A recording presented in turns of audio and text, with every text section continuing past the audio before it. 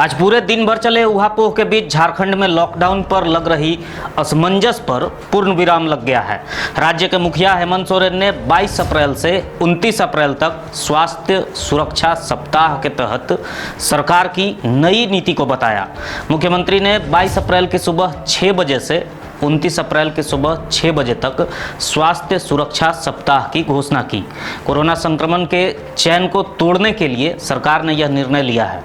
स्वास्थ्य सुरक्षा सप्ताह क्या है, इस सप्ताह में क्या क्या गतिविधियां हो सकेंगी, ये समझ लेते हैं।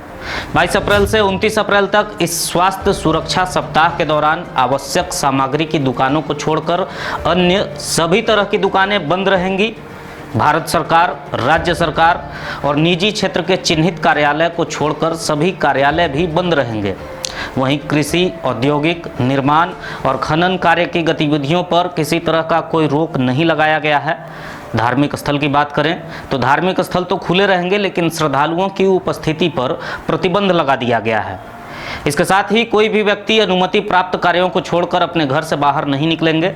अनावश्यक घर से बाहर निकलने वाले लोगों पर सरकारी नियमों का उल्लंघन समेत आपदा अधिनियम के तहत मुकदमा दर्ज किया जाएगा। इसके साथ ही 5 से अधिक व्यक्तियों का कहीं भी एकत्रित होना वर्जित रहेगा। तो ये सरकार के नए नियम हैं और इस नियम के अनुसार झारखंड में 22 अप्रैल से 29 अप्रैल तक यानी कि स्वास्थ्य सुरक्षा सप्ताह के दौरान कोरोना वायरस के चैन को तोड़ने की तैयारी है। मुख्यमंत्री ने राज्यवासियों से इसमें अपनी भागीदारी सुनिश्चित करने की अपील की है और बिना कारण घर से नहीं निकलने की भी अपील की है। जोहार। झारखंड में कोरोना के बढ़ते संक्रमण को ध्यान में रखते हुए सरकार ने कुछ महत्वपूर्ण निर्णय लिए हैं।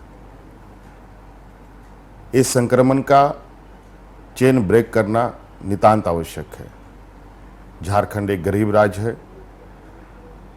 हमारी प्राथमिकता है जीवन और जीविका दोनों को सुरक्षित करना।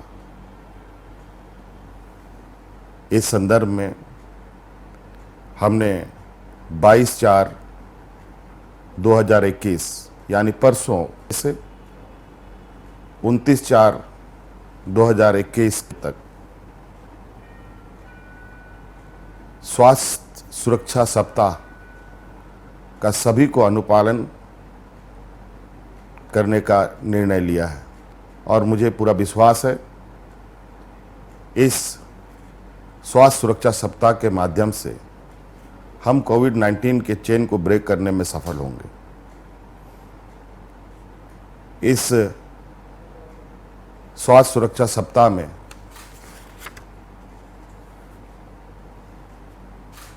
जो चीज़ें बंद होंगी, कुछ मैं आपको बता देना चाहता हूं। बाकी आदेश के माध्यम से सभी को निर्गत किए जाएंगे। सभी जिलों में, सभी पत्रकारों को, सभी मीडिया चैनलों में आवश्यक सामग्री की दुकानों को छोड़कर अन्य सभी दुकानें बंद रहेंगी। भारत सरकार, राज्य सरकार तथा निजी क्षेत्र के चिन्हित कार्यालय को छोड़कर सभी कार्यालय बंद रहेंगे। कृषि, उद्योग, निर्माण एवं खनन कार्य की गतिविधियां चलती रहेंगी।